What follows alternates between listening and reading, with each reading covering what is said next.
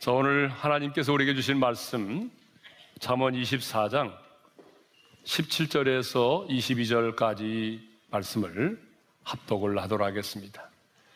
찾으신 줄 알고 우리 다 같이 말씀을 함께 합독을 하겠습니다. 다 같이요. 내 원수가 넘어질 때에 즐거워하지 말며 그가 엎드러질 때에 마음에 기뻐하지 말라. 여호와께서 이것을 보시고 기뻐하지 아니하사 그의 진노를 그에게서 옮기실까 두려우니라. 너는 행악자들로 말미암아 분을 품지 말며 악인의 형통함을 부러워하지 말라. 대저 행악자는 장래가 없겠고 악인의 등불은 꺼지리라. 내 아들아, 여호와와 왕을 경외하고 반역자와 더불어 사귀지 말라. 대저 그들의 재앙은 속히 임하리니 그 둘의 멸망을 누가 알랴. 아멘. 지난 시간에는 16절의 말씀을 근거로 의인은 다시 일어섭니다 라는 제목의 말씀을 함께 나눴습니다.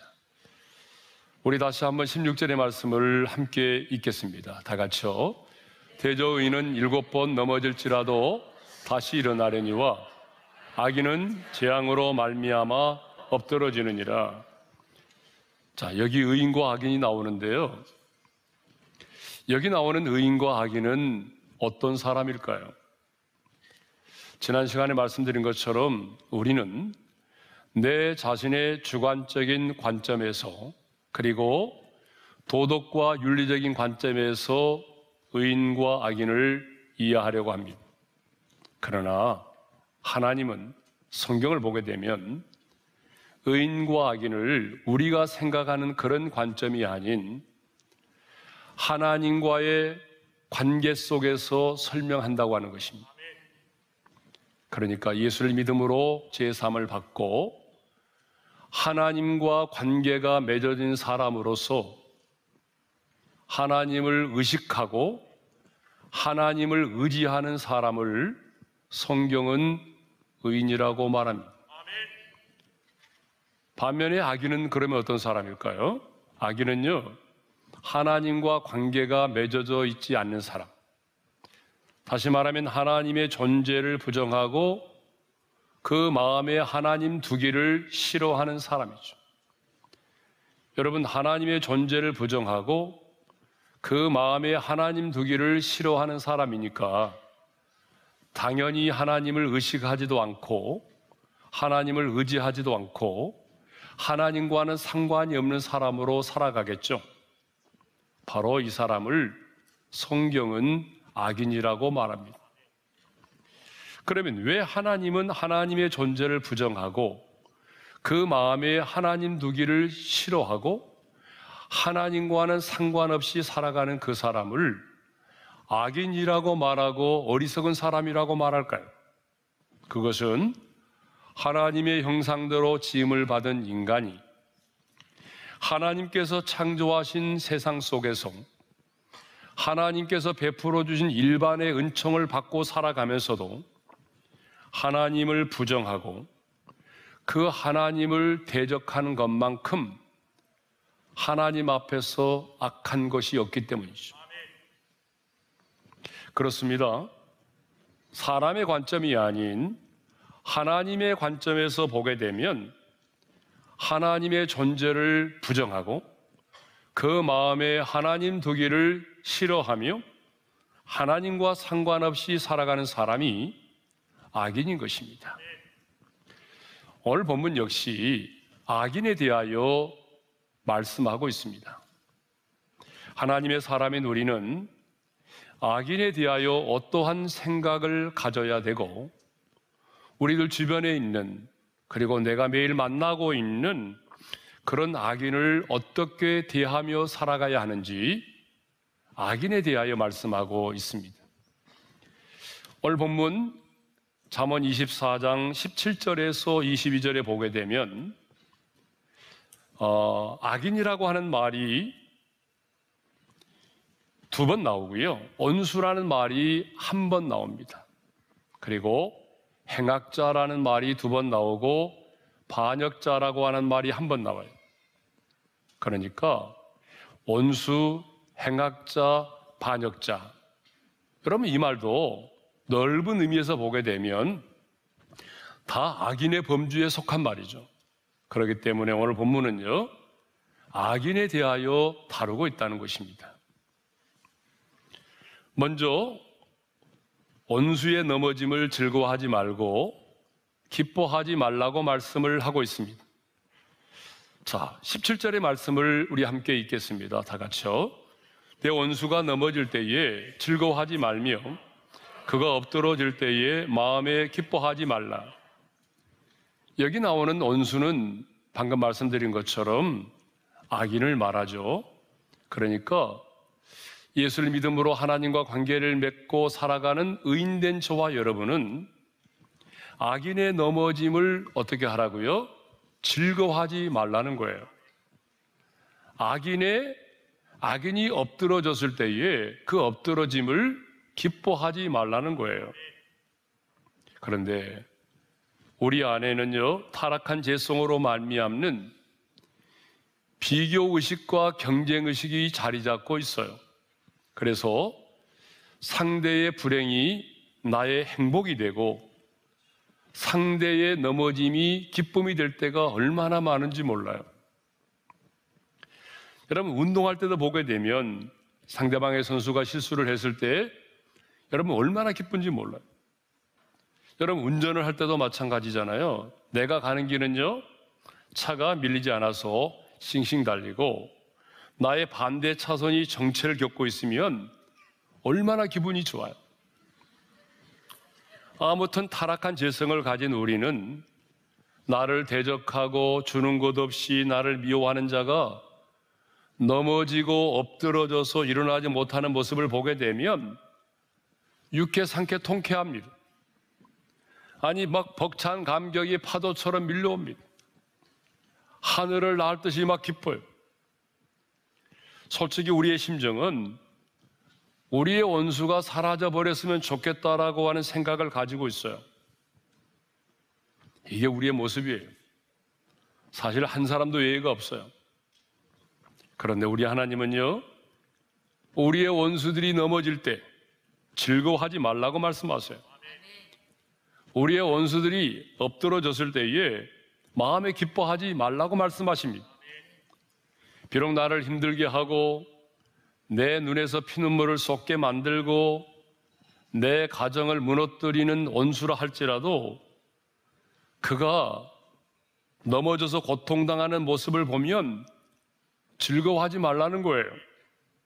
그가 엎드러져서 힘들어하는 모습을 보면 너는 마음으로라도 기뻐하지 말라는 거예요. 그러면 왜 우리는 원수의 넘어짐을 기뻐하지 말아야 될까요? 왜 하나님은 우리에게 너의 원수, 악인이 넘어졌을 때에 기뻐하지 말라고 말씀하실까요? 자, 두 가지 이유 때문에 그렇습니다. 그 첫 번째 이유는요, 여호와께서 기뻐하지 않으시기 때문에 그래요. 자, 18절 상반절의 말씀을 우리 함께 읽겠습니다. 다 같이요. 여호와께서 이것을 보시고 기뻐하지 아니하사. 하나님이 기뻐하지 않으신다고 말씀하세요. 원수 곧 악인이 넘어지고 엎드러졌다는 것은요, 하나님이 심판하셨음을 말합니다. 그런데 하나님은요, 당신의 그 공의를 위해서 악인을 심판하시지만 심판하시는 하나님의 마음은 어떨까요? 하나님의 마음은 편치 않아요. 자, 자식을 징계하는 부모의 마음이 어때요? 편치 않죠? 어쩔 수 없이 내 자녀의 앞날을 위해서 자녀를 징계하지만 그 자녀를 징계하는 부모의 마음은 아파요. 마찬가지예요. 우리 하나님께서 당신의 공의로운 심판을 위해서 징계하실 때, 하나님의 형상대로 지음받은 인간들을 징계하실 때, 하나님이 심판하실 때 하나님의 마음도 기쁘지 않으세요. 그래서 우리에게 말씀합니다. 내 마음이 기쁘지 않다. 그러니 너희도 기뻐하지 마라. 두 번째 이유입니다. 왜 악인이 넘어졌을 때 우리는 기뻐하면 안 되는가? 두 번째 이유입니다. 두 번째 이유는 악인의 진노가 내게 임할 수 있다는 거예요. 18절 하반절의 말씀을 우리 함께 읽겠습니다. 다 같이요. 그의 진노를 그에게서 옮기실까 두려우니라. 그의 진노를 그에게서 옮기신다는 말은 그에게 임한 진노가 내게 임할 수도 있다는 얘기죠. 그렇습니다, 여러분. 원수가 넘어졌을 때 그것을 막 바라보고 즐거워하면 그 사람에게 임한 진노가 내게도 임할 수 있다는 거예요. 왜냐하면 내가 악인의 넘어짐을 보고 기뻐하고 즐거워하게 되면 사탄으로 하여금 내 그러한 마음과 생각을 지배하도록 내어주게 되기 때문입니다. 그래서 사도 바울은 로마서 12장 19절에서 이렇게 말씀하고 있어요. 우리 함께 읽겠습니다. 시작. 내 사랑하는 자들아, 너희가 친히 원수를 갚지 말고 하나님의 진노하심에 맡기라. 기록되었으되 원수 갚는 것이 내게 있으니 내가 갚으리라. 여러분, 하나님은 우리에게 네가 스스로 원수를 갚으려고 하지 말라는 거예요. 왜 그럴까요? 내가 원수를 친히 갚으려고 하다가는 내가 다칠 수 있다는 거예요. 내 영혼에 유익되지 않는다는 거예요. 왜 그럴까요? 내가 원수를 갚으려고 하게 되면 내 안에 분노하는 마음이 생기고 내 안에 용서하지 못하는 그런 증오의 마음이 생기죠. 그러면 그런 용서하지 못하는 분노의 마음을 품게 되면 자동적으로 누가 역사하게 되죠? 어둠의 영이 역사를 하는 거예요. 어둠의 영이 역사하게 되면 여러분, 내 영혼에 유익되지 않아요. 그래서 성경은 네가 스스로 원수를 갚으려고 하지 말고 하나님께 맡기라는 거예요. 공의로우신 하나님의 손에 맡기라는 거예요. 자, 왜 악인의 넘어짐을 기뻐하지 말라고 말하죠? 정리하고 넘어갈까요? 첫째로 하나님께서 기뻐하지 않기 때문이고, 또한 그 진노가 내게 임할 수 있기 때문에 결코 악인의 넘어짐을 두려워하지 말라고, 기뻐하지 말라고 말씀하고 있는 것입니다. 자, 하나님은요, 악인의 넘어짐을 보고 기뻐하지 않는 것으로 끝나는 것이 아니라 오늘 본문을 보게 되면 악인의 형통을 부러워하지 말라고 말씀하고 계세요. 자, 우리 19절의 말씀인데요, 한번 읽겠습니다. 다 같이요. 너는 행악자들로 말미암아 분을 품지 말며 악인의 형통함을 부러워하지 말라. 잠언 24장 1절에도 보게 되면 동일한 말씀이 있어요. 함께 읽겠습니다. 다 같이요. 너는 악인의 형통함을 부러워하지 말며. 자, 우리 한번 따라서 해볼까요? 악인의 형통함을 부러워하지 말며. 그러니까 악인의 형통을 이제는 부러워하지 말라는 거예요. 자, 성경 여러 곳에 이런 말씀이 나오거든요. 성경 여러 곳에 이러한 동일한 유사한 말씀이 나온다는 것은 그만큼 이 세상을 살아가는 우리 인간들 중에 악인의 형통을 부러워하며 사는 사람들이 많다는 것을 말해주는 거죠. 신앙생활을 하다 보게 되면 속이 상할 때가 있어요. 여러분, 신앙생활 하다 보면 항상 마음이 평안한 건 아니죠? 속이 상할 때가 있어요, 없어요? 있어요. 또 신앙생활 하다 보게 되면 사람 때문이 아니라 하나님 때문에 마음이 편치 않아요.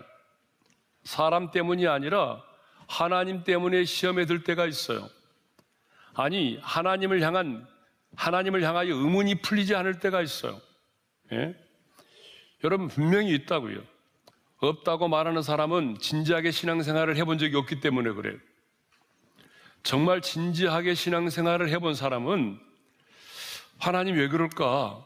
하나님 왜 이러세요? 나는 이해가 안 돼요.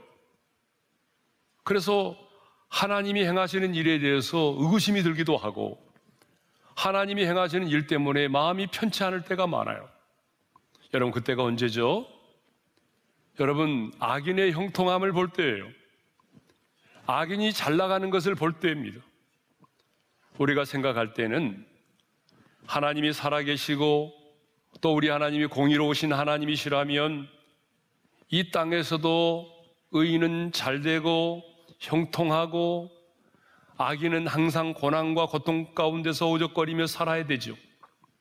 의인은 하는 일마다 잘되고 악인은 하는 일마다 꼬이고 막히고 어려움을 당해야 되는 거 아닙니까? 그래야 내 주변의 사람들이 정말 하나님 살아계시구나, 그러니까 우리가 죄짓지 말고 선하게 살아야 되겠구나, 뭐 이런 생각이라도 하지 않겠습니까? 그런데 현실은 어떻습니까? 의인은 고난을 당하고 악인은 형통한 삶을 살아갑니다. 매일 큐티를 하고 새벽 기도를 드리고 하나님의 말씀을 필사하고 말씀대로 살려고 몸부림치는 나는 여전히 아픔과 가난과 고통 가운데 살아가고 하나님의 존재를 부정하고 그 마음에 하나님 두기를 싫어하는 사람은 승승장구합니다. 모든 일에 형통합니다. 정직하고 진실되게 말씀대로 살려고 몸부림치는 나는 여전히 어려움 가운데 있고 아부를 잘하고 아첨하고 투기를 일삼고 자신의 정욕을 위해서 사는 자는 모든 게 잘 되어서 인생을 즐기며 큰소리치며 살아갑니다. 사실 이쯤 되면요, 웬만한 하나님의 사람들도 악인의 형통함을 보고 스스로 무너지게 되어 있습니다. 그래서 시편 73편을 보게 되면 아삽이라는 사람이 의인의 고난과 악인의 형통함을 보면서 이렇게 고백을 합니다. 시편 73편 2절이죠. 우리 함께 읽겠습니다. 다 같이요. 나는 거의 넘어질 뻔했고 나의 걸음이 미끄러질 뻔하였으니. 실족할 뻔했다는 거예요. 예? 완전히 미끄러지지는 않았지만 미끄러질 뻔했다는 거잖아요. 실족할 뻔했다는 거죠. 시편 73편을 보게 되면 악인은요, 우리가 생각하는 악인은 속된 말로 급살마다 죽어야 돼요. 그런데 죽을 때까지도 건강하게 잘 사는 것입니다. 고난도 없고 재앙도 없이 너무나 잘 사는 거예요. 도리어 마음의 소원보다 내가 마음으로 이 정도 돈을 벌었으면 좋겠다라고 생각했는데 결과적으로는 더 많은 소득을 얻게 된다는 거예요. 그러다 보니까 이 악인이 교만이 저희 목걸이가 되었고 입만 열면은 막 포악한 말이 튀어나온다는 거죠. 나중에는요, 하나님을 조롱하며 하나님을 무시하는 말을 거침없이 내뱉는다는 거예요. 그런데 자기 자신은 보니까 여전히 고난 가운데서 살아가는 거예요. 자신의 인생은 보니까 어려움이 떠나지 않는 거예요. 그래서 시인은 이렇게 고백합니다. 우리 한번 다 같이 읽어볼까요? 시작. 내가 내 마음을 깨끗하게 하며 내 손을 씻어 무지하다 한 것이 실로 헛되도다. 내가 하나님의 말씀대로 순결하게 살려고 하는 것이 헛되다, 그 말이에요. 그런데 아삽만이 아니라 오늘 하나님과 관계를 맺고 하나님의 사람으로 살아가는 우리의 입술에도 이런 고백이 있어요. 그래, 진리를 따르지 말고 내가 대세를 따라야 했어. 내가 잘못 살아온 거야. 내 인생을 보니 나는 참 바보처럼 살아온 것 같아. 여러분, 우리의 입술에도 이렇게 우리의 살아온 인생에 대한 후회가 있는, 하나님에 대한 섭섭한 고백이 떠나지 않을 때가 있다는 거죠. 오늘 얼마나 많은 하나님의 사람들이 자신의 고난과 악인의 형통함을 보고 실족하여 넘어지고 살아온 자신의 인생을 후회하고 있는지 모릅니다. 사탄은요, 직접 우리를 공격하여 넘어뜨리기도 하지만 악인의 형통함을 보게 해서 스스로 신앙의 회의에 빠지게 만들고, 스스로 우리의 마음이 무너지게 만들고, 스스로 하나님에게서 떠나게 만드는 거예요. 직접 우리를 공격할 때도 있지만 내 주변에 있는 악인의 형통함을 보게 해서 그 악인의 형통함을 보게 함으로 우리로 하여금 스스로 실족하여 넘어지게 만든다는 거예요. 그러면 왜 하나님은 오늘 우리에게 악인의 형통을 부러워하지 말라고 말씀하실까요? 우리는 왜 악인의 형통을 부러워하지 않아야 될까요? 두 가지 이유를 말씀하고 있습니다. 그 첫 번째 이유는요, 악인에게는 장래가 없기 때문에 그렇습니다. 20절 상반절의 말씀을 우리 함께 읽겠습니다. 다 같이요. 대저 행악자는 장래가 없겠고. 여러분, 왜 악인에게는 장래가 없을까요? 그것은 악인은 재앙으로 말미암아 엎드러지기 때문이에요. 자, 16절 하반절의 말씀을 읽겠습니다. 다 같이요.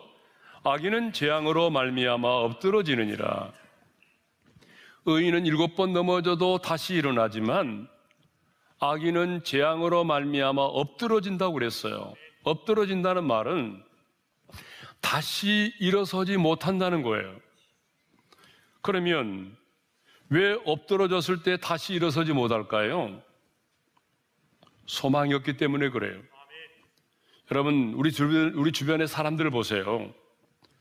엎드러진 다음에 왜 다시 일어서지 못하던가요? 고난이 너무나 크기 때문에 그래요? 문제가 너무 많아서 그래요? 아니에요. 여러분 잘 보십시오. 왜 엎드러진 사람이 다시 일어서지 못할까요? 문제가 커서 아니에요. 고난이 많아서도 아닙니다. 내일에 대한 희망이 보이지 않아서 그래요. 희망이 없기 때문에 다시 일어서지 못하는 거예요. 그러므로 우리 인생에 가장 큰 저주는 바로 미래와 희망이 없는 것이죠. 그래서 킬케고르는 뭐라고 말했어요? 바로 절망은 죽음에 이르는 병이라고 그랬어요. 그런데 오늘 우리의 다음 세대들을 보게 되면 희망을 갖고 있지 않다는 거예요. 청소년 10명 중에 4명은 아무런 희망이 없다고 말해요. 우리의 청년 세대를 가리켜서 지금 3포 세대, 그래서 연애와 결혼과 출산을 포기했다. 나중에는 2개를 더 붙여가지고 직장도 포기하고 내 집 마련도 포기했다. 그 다음에는 7포 세대, 9포 세대, 이제는 M포 세대, 모든 것을 다 포기했다. 여러분, 우리의 청년들을 보게 되면 마음이 아파요. 정말 모든 것을 포기하고 희망이 없이 살아가는 우리의 청년들이 너무나 많기 때문이죠. 그런데 여러분, 미래와 희망이 없으면 사람들은 어떻게 살아가는지 아세요? 미래와 희망이 없기 때문에 순간의 쾌락만을 위해서 살아가는 거예요. 여러분, 내 안에 미래가 없고 희망이 없으면 순간의 쾌락만을 위해서 살아갑니다. 미래와 희망이 없으면 그래서 게임에 중독이 되죠. 미래와 희망이 없기 때문에 다시는 닥치는 대로의 인생을 살아가는 거예요. 왜 우리의 많은 청소년들이, 왜 우리의 청년들이 이렇게 중독이 되고 게임에 중독이 되고 스마트폰에 중독이 되고 그리고 닥치는 대로의 인생을 살아갈까요? 미래와 희망이 없기 때문에 그래요. 우리가 왜 악인의 형통을 부러워해서는 안 된다고 말합니까? 악인에게는 장래가 없기 때문에, 미래와 희망이 없기 때문이죠. 그러나 우리 하나님은 언제나 자녀된 우리에게 미래와 희망을 주기를 원하십니다. 여러분, 우리가 잘 아는 말씀이죠. 예레미야 29장 11절의 말씀을 우리 함께 크게 읽겠습니다. 다 같이요. 여호와의 말씀이니라. 너희를 향한 나의 생각을 내가 아나니 평안이요 재앙이 아니니라. 너희에게 미래와 희망을 주는 것이니라. 하나님께서 지금 바벨론에 포로된 백성들에게 주시는 메시지잖아요. 그러니까 바벨론에 포로된 자들을 향한 하나님의 생각은 재앙이 아니래요. 미래와 희망을 주는 것이라고 말씀하십니다. 여러분, 공동번역에서는요, 미래와 희망을 준다고 하는 표현을 밝은 앞날이 너희를 기다리고 있다라고 번역하고 있습니다. 지금 그들은 우상을 숭배하고 하나님 앞에 회개하지 않는 까닭에 바벨론의 포로로 끌려와 있습니다. 앞으로도 돌아가려면 70년이라는 세월이 차야 합니다. 그리고 예루살렘의 성벽은 무너졌습니다. 성전은 불에 탔습니다. 예루살렘 거리는 황무케되었습니다. 세계 최고의 강국인 자신들을 압제하고 있는 바벨론은 언제 무너질지도 모릅니다. 쉽게 무너질 것 같지 않아요. 조국의 현실을 생각해 볼 때, 그리고 자신들의 포로된 자신들을 돌아볼 때 아무런 소망이 보이지 않습니다. 미래가 보이지 않아요. 모든 것이 암담하기만 합니다. 하지만 아무리 인간의 눈으로는 아무것도 보이지 않는, 너무나 암담하고 희망이 보이지 않는 그들에게 우리 하나님은 말씀하십니다. 뭐라고 말씀하십니까? 너희를 향한 나의 생각은 미래와 희망을 주는 것이라는 거죠. 여러분, 이것을 보게 되면 우리 하나님은 미래지향적인 분이십니다. 반면에 사탄은 과거 지향적입니다. 그래서 사탄은 우리의 넘어짐과 약함을 가지고 끊임없이 우리를 참소하죠. 사탄은 자꾸 우리의 과거를 생각나게 만들고 과거에 집착하게 만듭니다. 과거에 매이게 만들죠. 그래서 넘어짐의 자리에서 일어나지 못하고 주저앉도록 만들죠. 저와 여러분을 향한 마귀의 생각은 언제나 자포자기입니다. 이제 중단하라는 거예요. 너의 인생은 끝났다는 거예요. 이제 여기서 끝을 내라는 거예요. 너의 인생은 끝났으니까. 이게 바로 마귀가 우리에게 가져다주는 생각입니다. 마귀는 끊임없이 우리로 하여금 과거 지향적인 생각을 하게 해요. 과거에 매임을 당하게 한다고요. 그래서 과거의 상처에, 과거의 사탄의 참소에 매임을 당하게 하는 거죠. 그러나 저와 여러분을 향한 하나님의 생각은 미래와 희망입니다. 이것을 다른 말로 말하면 꿈과 비전이라고 말할 수 있습니다. 그리고 오늘 우리 중에 하나님의 징계로 인해서 절망하고 하나님께서 내게 행하신 일로 인해서 분노 중에 있는 분이 계십니까? 아니면 하나님이 나를 버리셨다는 생각에 내 인생은 이제 끝났다라고 생각하는 분이 계십니까? 하지만 여러분의 인생은 끝나지 않았습니다. 지난주에도 말씀드렸잖아요. 여러분을 향한 하나님의 은혜는 끝나지 않았습니다. 왜 우리의 인생은 끝나지 않았을까요? 여러분을 향한 하나님의 생각은 재앙이 아니라 평안이고 미래와 희망을 주는 것이기 때문입니다. 그러나 안타깝게도 악인에게는 장래가 없습니다.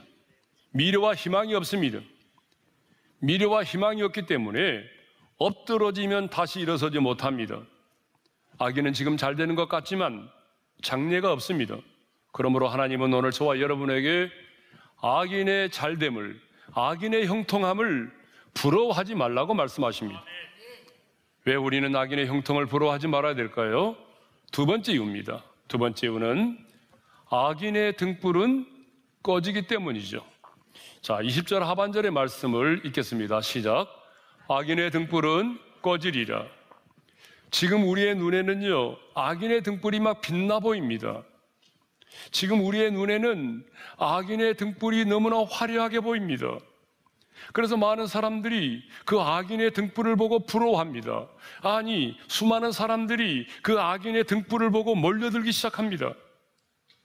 그러나 악인의 등불은 영원하지 않아요. 오늘 말씀을 보세요. 악인의 등불은 꺼지리라. 여러분, 등불이 꺼진다는 것은 뭘 말하죠? 어둠이 임한다는 걸 말하잖아요. 빛이 사라졌다는 거잖아요. 빛이 사라졌다는 건 뭘 의미하죠? 하나님의 은혜가 끝났다는 걸 말하죠. 하나님의 은혜가 끝났다는 건 뭘 의미하죠? 하나님의 심판이 임한다는 걸 말하는 거죠.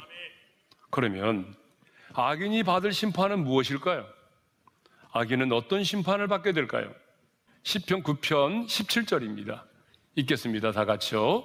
악인들이 스올로 돌아가며. 자, 악인이 어디로 돌아간다고 그랬어요? 스올로 돌아간다고 그랬어요. 여러분, 스올이 뭐예요? 음부예요. 음부가 뭐예요? 지옥을 말하는 거예요. 그러면 지옥이 어떤 곳입니까? 여러분, 유황불이 활활 타오르지만 빛이 없는 곳이 바로 지옥이에요. 어떤 분들은 생각할 때, 아니, 유황불이 활활 타오르면 대낮처럼 밝을 거라고 생각하죠? 아니에요. 성경은요, 유황불이 활활 타오르지만 그 불은 빛을 내는 불이 아니에요. 사람을 태우기만 하지, 고통을 주지, 여러분, 빛을 내는 게 아니란 말이에요. 뜨겁기만 한 거예요. 그러니까 지옥은 유황불이 활활 타오르는 칠흑같이 어두운 곳이에요. 말로는 표현할 수 없는 목마름의 고통과 그리고 증오와 고난과 고통이 있는 곳이에요. 누가복음 16장을 보게 되면요, 거지 나사로가 죽었고 부자도 죽었어요. 그런데 거지 나사로가 죽었을 때에 천사가 그 영혼을 받들어서 아브라함의 품으로 인도를 했어요. 자, 부자는 어떻게 됐나요? 죽으면 끝장이라고 생각했거든요. 죽으면 끝이야. 그런데 죽었는데 끝이 아니었어요. 그 영혼이 어디에 떨어졌나요? 음부의 고통 중에 떨어졌어요. 그리고 그 음부의 고통 중에서 이렇게 외치고 있죠. 우리 한번 읽어볼까요? 다 같이요. 아버지 아브라함이요, 나를 긍휼히 여기사 나사로를 보내요. 그 손가락 끝에 물을 찍어 내 혀를 서늘하게 하소서. 내가 이 불꽃 가운데서 괴로워하나이다. 악인은 결국 이 부자처럼 음부의 고통 가운데 떨어져서 괴로움을 당하게 되는 것입니다. 하나님의 존재를 부정하고 그 마음에 하나님 두기를 싫어하고 하나님과는 상관없이 살아가는 악인은 인생의 마지막이 이렇게 된다는 거죠. 예? 악인의 등불은 꺼지게 되고 악인의 결국은 여러분 불타는 지옥에 불못서서 영원토록 고통을 당하게 된다는 거죠. 악인의 등불은 영원하지 않습니다. 언젠가는 꺼지게 돼 있어요. 우리의 눈에는 악인의 흥함이 영원할 것처럼 보이지만 시간이 지나면 악인의 등불은 반드시 꺼지게 되어 있습니다.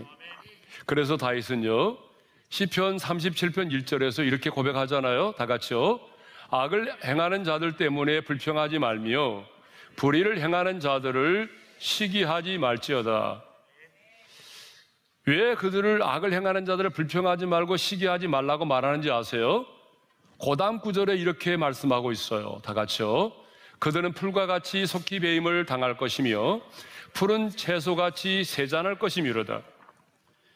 여러분, 악인은 풀과 같이 속히 배임을 당하고 푸른 채소같이 세잔할 것이기 때문에 악을 행하는 자들에 대해서 불평하지도 말고 시기하지도 말라는 거죠. 풀과 채소는 굉장히 빠르게 성장합니다. 그러나 수명이 오래가지 못해요. 길어야 한철이죠. 그래서 다윗은 이어서 시편 37편 10절에서 이렇게 말하고 있어요. 다 같이요.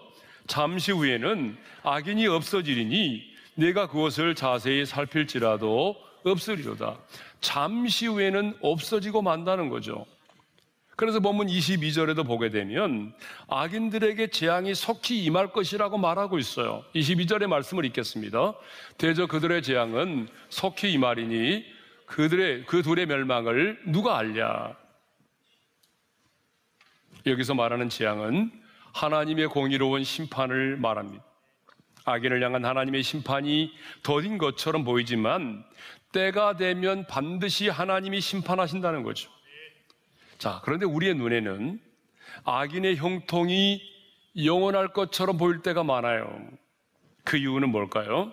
많은 경우에 하나님께서요, 악인들의 행위에 대하여 즉각적으로 보응하지 않으시기 때문에 그래요. 여러분, 그렇죠? 우리는 내 주변에 있는 악인이 뭔가를 잘못하면 막 하나님이 없다고 말하고 찬송가를 막 개사해서 그렇게 하나님의 이름을 모독하면 막 즉시로 그 사람이 어떤 고난을 당하면 얼마나 좋겠어요. 그런데 성경을 보거나 우리 주변을 보게 되면 그런 악인들에게 임할 하나님의 보응이 즉각적으로 임한 경우는 많지 않아요. 어쩌면 내가 살아있는 동안에도 악인들은 하나님의 보응을 받지도 않고 죽을 수도 있어요. 그러나 여러분 분명히 기억하십시오.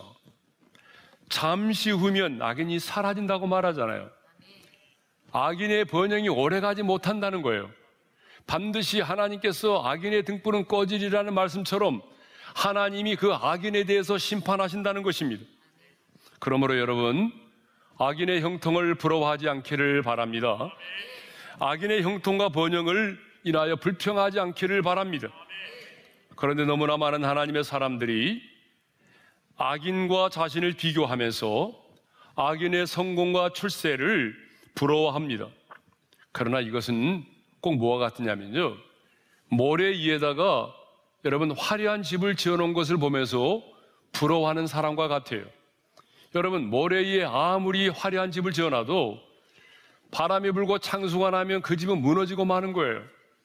그렇기 때문에 하나님의 사람이 누리는 악인을 형통을 부러워해서는 안 됩니다. 여러분, 오늘 이후로는 악인의 형통을 부러워하지 않기를 바랍니다.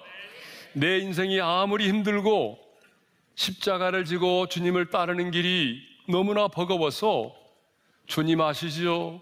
주님 아시죠? 주님 아시죠를 우리가 연발하면서 살아가지만 그래도 악인의 형통을 부러워하지 마십시오. 내 삶이 화려하지 않고 꽃처럼 피어나는 향기나는 생활이 아닐지라도 내가 여전히 가난하고 내가 여전히 고난 가운데 있고 내 주변에 나를 대적하는 자가 많을지라도, 아니 설령 내가 연약하여 넘어지고 또 넘어졌을지라도 하나님 없이 살아가는 사람의 형통을 부러워하지 않기를 바랍니다. 악인의 형통을 바라보면서 불평하거나 실족하지 않기를 바랍니다. 오늘 이후로 여러분 움츠러든 어깨를 활짝 펴시고 당당하게 일어나 걸으시기를 바랍니다. 당당하게 바라보시고 당당하게 생활하시기를 바랍니다. 왜냐하면 하나님의 사랑에서 당신을 끊을 수 있는 것은 아무것도 없기 때문이죠. 왜냐하면 당신은 하나님께 속한 하나님의 사람이기 때문입니다. 하나님께 속한 하나님의 사람이기에 하나님이 없이 살아가는 그런 악인들의 형통을 부러워하지 마시고, 힘들고 어려워도 여전히 아픔 가운데 있을지라도 하나님께 속한 하나님의 사람으로서 당당하게 감사하며 살아가시기를 주님의 이름으로 축원합니다. 자, 우리 함께 찬양할까요? 빛이 없어도 환하게 다가오시는, 빛이 없어도 환하게 다가오시는 주 예수, 나의 당신이여. 음성이 없어도 똑똑히 들려주시는 주 예수, 나의 당신이여. 당신이 있음으로 나도 있고, 당신의 노래가 머물므로 나는 부를 수 있어요. 주여, 꽃처럼 향기 나는 나의 생활이야이러도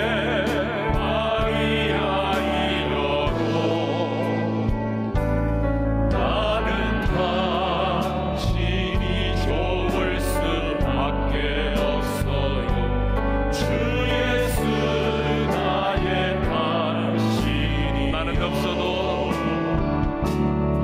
나는 없어도 주님이 곁에 계시며 나는 언제나 있습니다. 나는 있어도 당신이 곁에 없으면 나는 언제나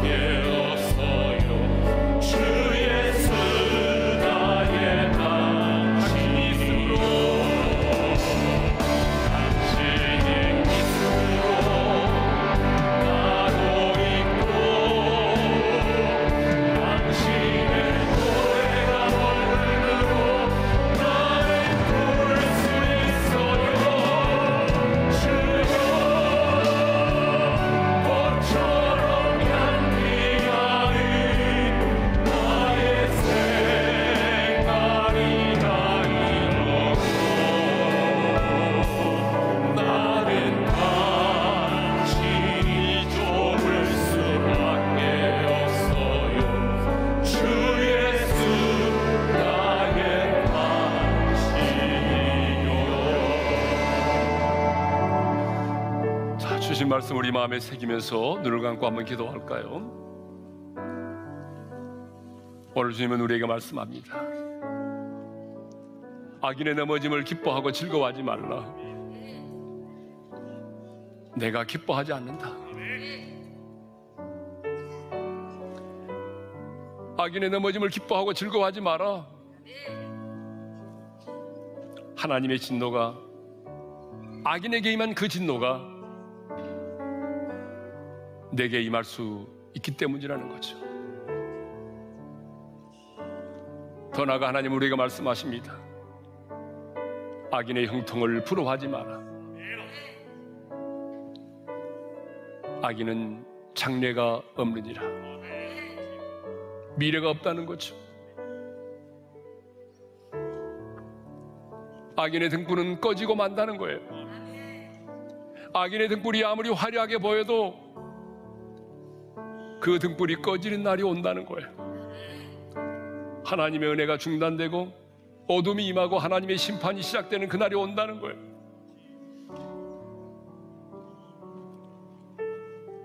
하나님은 미래지향적입니다. 사탄은 과거지향적이에요. 그래서 사탄은 오늘 또 우리에게 자꾸 과거를 생각하게 하고 과거의 매임을 당하게 합니다. 그래서 사탄의 그 참소 앞에서 주저앉도록 만드는 거예요. 너는 안 돼, 너는 끝장이다라고 말하는 거예요. 그러나 우리 하나님은 미래지향적입니다. 너희를 향한 나의 생각은 미래와 희망을 주는 것이요, 이제 뒤에 있는 것은 잊어버려라. 이전 것은 지나갔다. 표대를 향하여 달려가라는 거죠. 하나님, 인생을 살아가면서 악인의 형통을 바라보면서 내 마음이 상할 때가 참 많았고 하나님을 향하여 실족할 때도 많았습니다. 그러나 이제 주님, 내가 악인의 형통을 부러워하지 않겠습니다. 내가 하나님께 속한 하나님의 사람이기에 아무리 힘들고 어려워도, 주님을 따르는 길이 아무리 힘들어도 내가 하나님께 속한 하나님의 사람으로서 당당하게 살아가겠습니다. 그렇게 살아갈 수 있도록 성령님 도와주십시오. 주신 말씀 붙들고 우리 주여 한번 외치고 기도할까요? 주여! 할렐루야. 우리 아버지 하나님, 오늘도 우리에게 귀한 말씀을 주셔서 감사합니다. 악인의 넘어짐을 기뻐하지 말라고 말씀하신 주님, 그렇습니다. 악인의 넘어짐을 기뻐하지 않게 도와주십시오. 악인의 형통을 부러워하지 않도록 도와주십시오. 하나님, 악인의 형통을 바라보면서 내 자신을 바라보고 비교하면서 우리가 실족할 때가 얼마나 많았는지 모릅니다. 주님, 그러나 이제는 내가 하나님께 속한 하나님의 사람임을 기억하고 하나님, 내가 당당하게 살아가겠습니다. 악인의 형통을 부러워하지 않겠습니다. 악인에게는 장래가 없지만 하나님은 나에게 미래와 희망을 주셨고, 하나님은 하나님의 사랑에서 끊을 수 없는 것이 아무것도 없다는 사실을 깨닫고 아버지 하나님의 당당하게 하나님의 사람처럼 살아가기를 원합니다. 오늘 살아가는 우리 지체 가운데 사탄의 참소와 내 무릎을 꿇고 나의 인생은 이제 끝났다라고 생각하는 분이 계십니까? 오늘 성령님의 음성을 듣기를 원합니다. 성령님 그에게 역사해 주시고 성령님께서 그에게 말씀하여 주셔서 오늘 사탄의 참소를 이겨내게 하시고 다시 한번 하나님이 주신 거룩한 비전을 붙고 미래를 향하여 도전할 수 있도록 성령님 도와주시기를 간절히 바라오고 원합니다. 성령님 도와주십시오. 기름 부어주십시오. 이제는 우리 주 예수 그리스도의 은혜와 하나님 아버지의 영원한 그 사랑하심과 성령님의 감동, 감화, 교통, 인도하심이 악인의 넘어짐을 기뻐하지 않고 악인의 형통을 부러워하지 않으면서 하나님께 속한 하나님의 사람으로 당당하게 감사하며 넉넉히 승리하는 삶을 살기를 소망하는 모든 지체들 위해 이제로부터 영원토록 함께 하시기를 축원하옵나이다. 아멘.